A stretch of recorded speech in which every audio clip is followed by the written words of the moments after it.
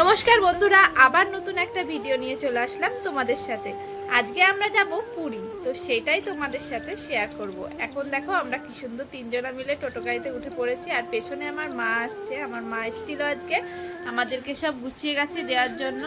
তার জন্য এই দেখো আমার ছেলে কি খুশি। আর আমরা চলে আসলাম আমাদের জিরাট স্টেশনে।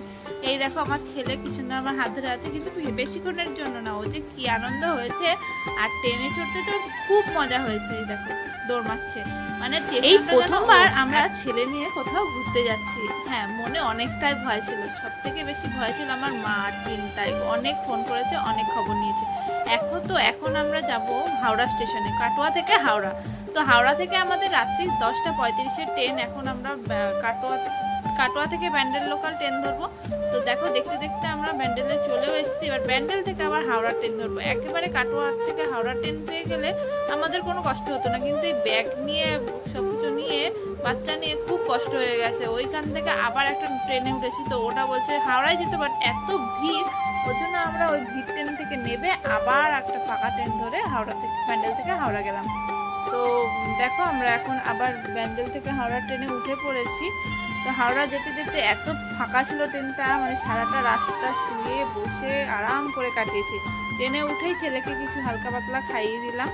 আর দেখো দেখতে দেখতে স্টেশনগুলো কাটছে।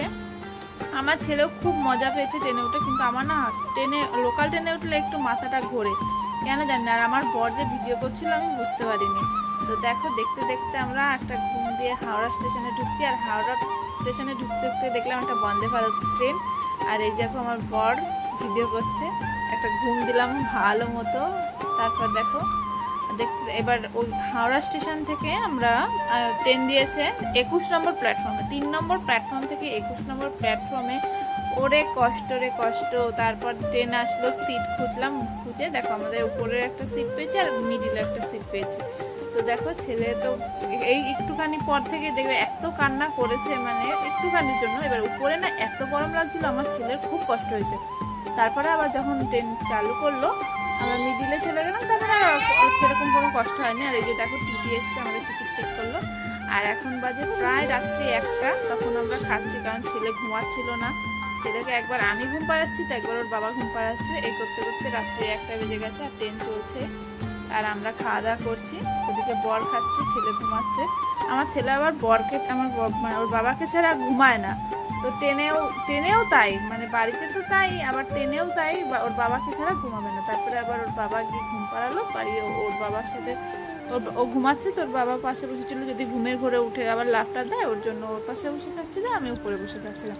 তো খাচ্ছিলাম হচ্ছে রুটি আর আলু ভাজা। আর দেখো এখন আমরা শুয়ে পড়লাম, এখনও প্রায় 2:30-3টে বাজে। এবার সারাটা রাস্তা না আমার একটুও ঘুম হয়নি, একটুও না। মানে প্রথমত লাইট জ্বলছে, তারপরে ট্রেনের এত বিকট শব্দ। আর আমার বর দেখো পরে পরে ও না ঘুমাচ্ছে না, আমি ভেবেছিলাম কি ঘুমাচ্ছে।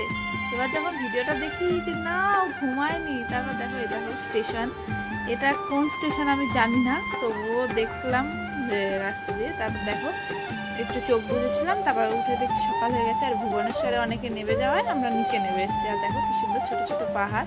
আর সকালবেলাটা যখন উঠলাম, মানে একটু তো ঘুম উঠে এত ভালো লাগে। আর এই বাচ্চাগুলো দেখো হিন্দি কথা বলছে, আর আমার ছেলের কাছে আসছে খেলা করতে, ডাকছে।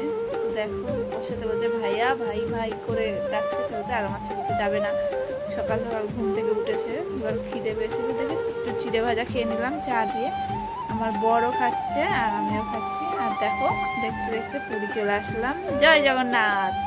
আর পুরী স্টেশনে ঢুকতেই মনটা এত হালকা হয়ে গেল। তারপর দেখো দেখতে দেখতে চলে আসলাম আমাদের হোটেলে চেক আউট করে নিয়ে এবার রুমে চলে যাব। আর তারপরেও আরও অনেক